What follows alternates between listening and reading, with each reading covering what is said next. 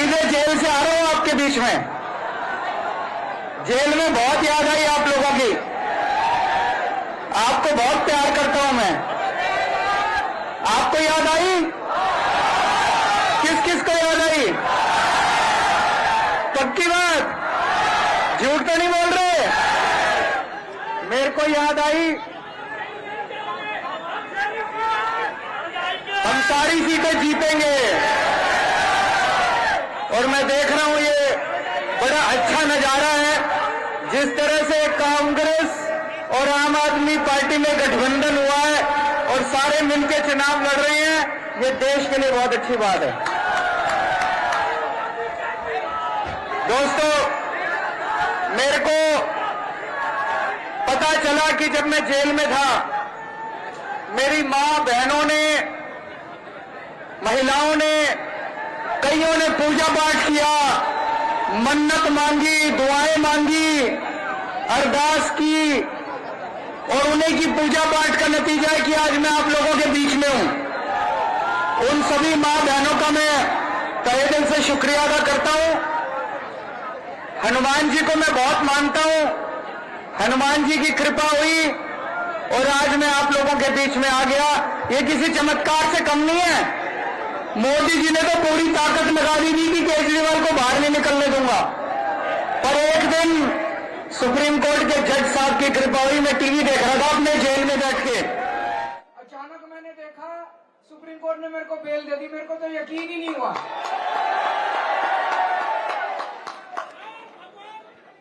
बोल बजरंगबली की, बोल बजरंगबली की। दोस्तों, मैं सोच रहा था,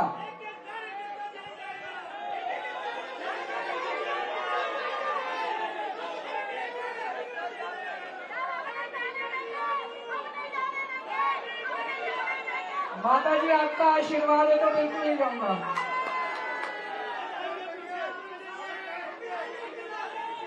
सारे चलेंगे, सारे चलेंगे। मैं सोच रहा था, मैं तो एक छोटा सा आदमी हूं, मेरी छोटी सी पार्टी है, 2 राज्यों में सरकार है हमारी, दिल्ली में, पंजाब में, और प्रधानमंत्री जी कितने बड़े पावरफुल, शक्तिशाली, इतना उनके पास साधन है। उन्होंने मेरे को जेल में क्यों डाला? वो दिल्ली के काम रोकना चाहते हैं, वो दिल्ली के काम रोकना चाहते हैं। मेरा क्या कसूर है? मेरा यही कसूर है ना, मैंने इन बच्चों के लिए अच्छी शिक्षा का इंतजाम कर दिया। मेरा यही कसूर है ना, मैंने अच्छे सरकारी स्कूल बना दिए। मैंने मोदी जी को कहा, मोदी जी आप तो इतने बड़े आदमी, मैंने 500 स्कूल बनाए मान लो दिल्ली में, आप 5000 स्कूल बनाओ ना देश में, तब तो आपका बड़प्पन है। आप केजरीवाल को गिरफ्तार करके दिल्ली के स्कूल बंद करना चाहते हो, ये क्या बात है? ये तो गलत बात है, ये तो गलत बात है। मेरा कसूर ये है, पूरी दिल्ली में मैंने आप लोगों के लिए जगह जगह मोहल्ला क्लिनिक खोल दिए, आपकी दवाइयां फ्री कर दी। प्रधानमंत्री जी मोहल्ला क्लिनिक बंद करना चाहते हैं, इसलिए मेरे को गिरफ्तार किया। मैंने मोदी जी को कहा, मैंने मान लो 500 मोहल्ला क्लिनिक खोले, अब 5 लाख मोहल्ला क्लिनिक बनाओ ना पूरे देश में, तब तो आपका बड़प्पन है। आप दिल्ली के मोहल्ला क्लिनिक बंद करना चाहते हो, ये गलत बात है।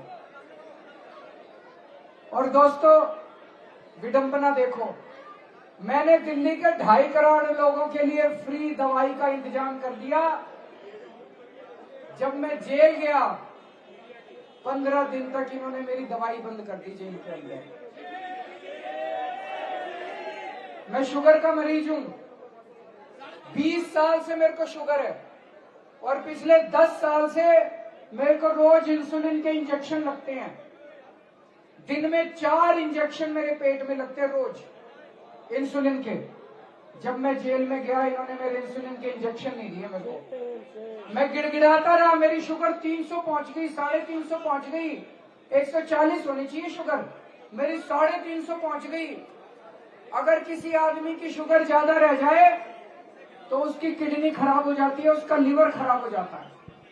पता नहीं है मेरे साथ क्या करना चाहते थे, मेरे शरीर के साथ क्या करना चाहते थे ये मेरे को मेरा ये कसूर है, मैंने दिल्ली वालों की बिजली फ्री कर दी। मोदी जी दिल्ली वालों की फ्री बिजली बंद करना चाहते हैं।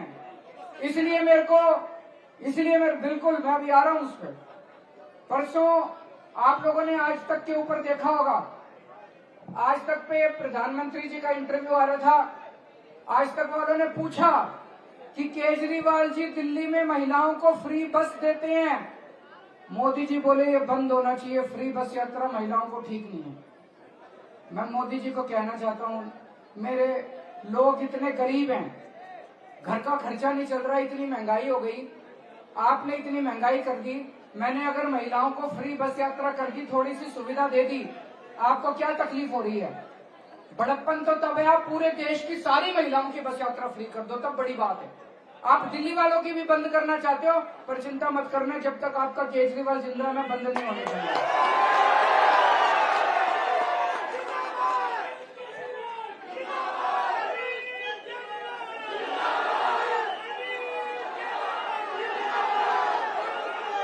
और मेरी माताओं बहनों को चिंता हो रही थी, अब मैं आ गया, आपके 1000 रुपए महीना भी जल्दी शुरू करूंगा मैं, अब चिंता मत करना,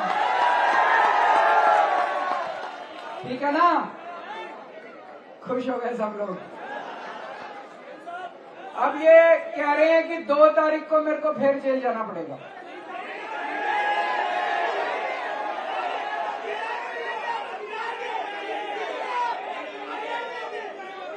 आपके ऊपर है, अगर आपने कमल का बटन दबा दिया तो मेरे को जेल जाना पड़ेगा, और अगर आपने झाड़ू का बटन दबाया तो मैं आपके बीच में आजाद घूमूंगा। वोट पड़ेगी, वोट पड़ेगी, वोट पड़ेगी 25 मई जेल का जवाब, जेल का जवाब। ये पीछे पड़े हैं हमारे, आप देख रहे हो, मनीष सिसोदिया को गिरफ्तार कर लिया, संजय सिंह को गिरफ्तार कर लिया, मेरे को गिरफ्तार कर लिया, सतिंदर जैन को गिरफ्तार कर लिया। कह रहे 100 करोड़ का घोटाला हो गया, कभी कहते हैं 1000 करोड़ का।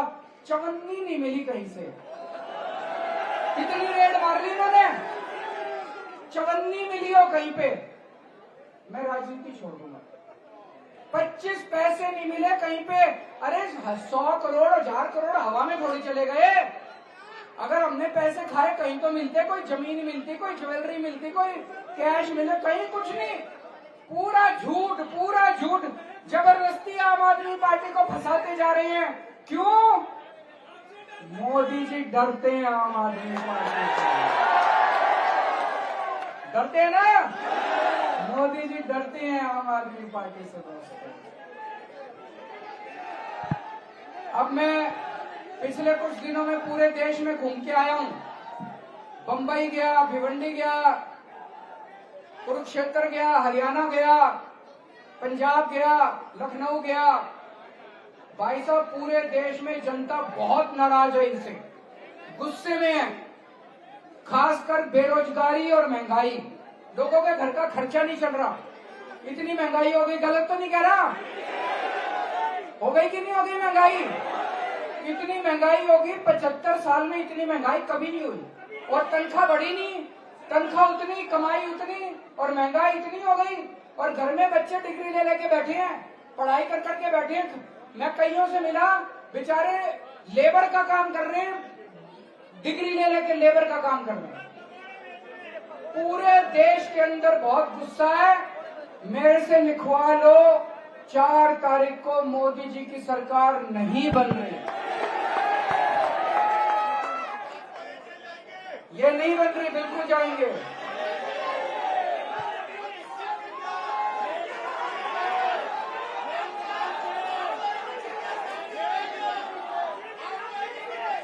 और ये इनके भाषणों से भी दिख रहा है। बुरी तरह से ये भी सर्वे कराते हैं, इनको पता है इनकी सरकार नहीं बन रही, बुरी तरह से बौखलाए हुए हैं, अजीब अजीब गालियां दे रहे हैं। मैं बंबई गया, मेरे को शरद पवार साहब मिले। शरद पवार साहब 84 साल के बुजुर्ग हैं। बोले बंबई आए थे मोदी जी, मोदी जी बंबई में बोले शरद पवार भटकती आत्मा है। ये कहने वाली बात है। मोदी जी की उम्र 74 साल है, शरद पवार की उम्र 84 साल है। थोड़ी तो इज्जत रखनी चाहिए। आप दूसरी पार्टी में एक दूसरे के हो सकते हैं, लेकिन इज्जत तो रखनी चाहिए। प्रधानमंत्री से ये सड़क छाप भाषा। मोदी जी बंबई गए, बोले उद्धव ठाकरे अपने बाप की नकली संतान है। ऐसी भाषा तो सड़क छाप, हम अपने बच्चों को भी नहीं सिखाते ऐसी भाषा। दो पड़ोसियों में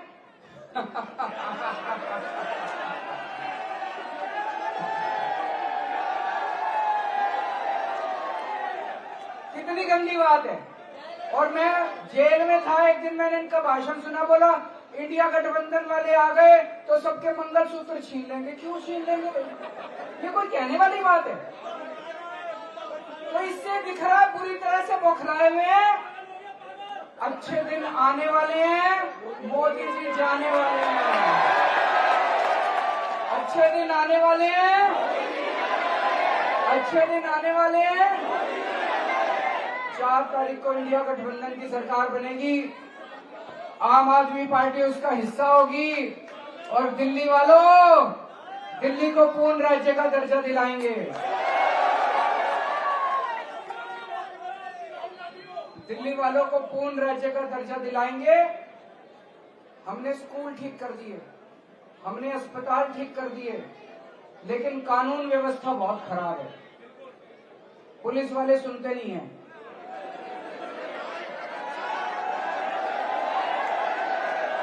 चार तारीख के बाद सुनेंगे जनता की।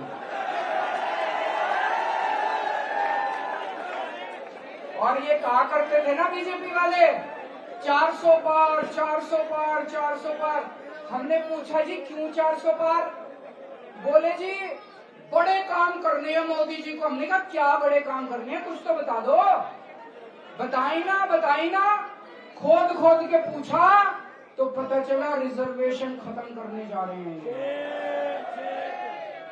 ओबीसी का रिजर्वेशन खत्म करेंगे, एससी का रिजर्वेशन खत्म करेंगे, एसटी का रिजर्वेशन।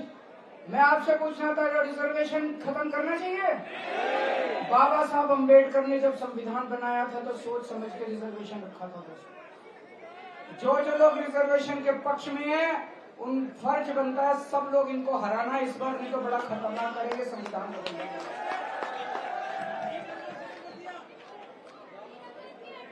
जब मैं जेल में गया, अंदर आप लोगों की बहुत चिंता रहती थी।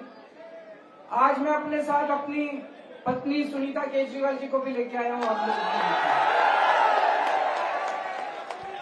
को। इन्होंने बिल्कुल एकदम मेरा साथ दिया,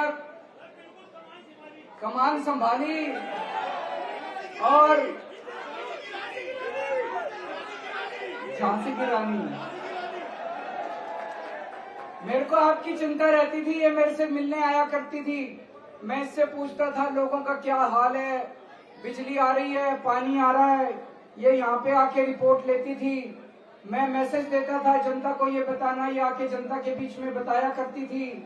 तो मैं आज इनको लेके आया, ये आपका धन्यवाद करना चाहती है। 2 मिनट के लिए बोलेंगे।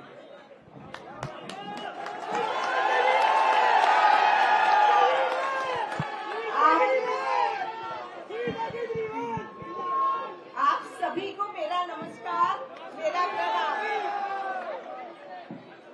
आप सभी ने दुआएं की, इतनी दुआएं की, इतना आशीर्वाद दिया। इसी वजह से आपके मुख्यमंत्री मेरे पति आज हमारे बीच में हैं। भगवान सच का साथ देता है, ये बात बिल्कुल खरी है ना? अब आप चाहते हैं कि आपके मुख्यमंत्री हमारे बीच बने रहे, दोबारा जेल ना जाए, नहीं जाए ना?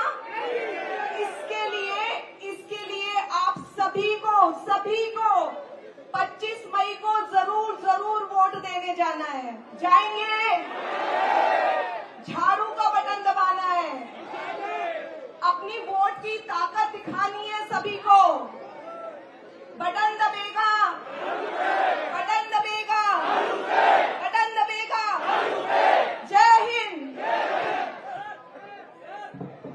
एक चीज और ध्यान रखना, गर्मी बहुत पड़ रही है, आलस मत कर देना, कभी एसी में बैठे रहो, पसीने आएंगे। और एक सारे जने कसम खा के जाओ, आपकी गली में जितने आम आदमी पार्टी के वोट हैं, जो आम आदमी पार्टी के वोट है, गली में एक एक वोट पड़ना चाहिए, किसी को घर में मत बैठने देना। पक्की बात। जो कांग्रेस वाले हैं वो भी सुन लो, जो कांग्रेस के वोट हैं वो भी पड़ेंगे आम आदमी पार्टी को।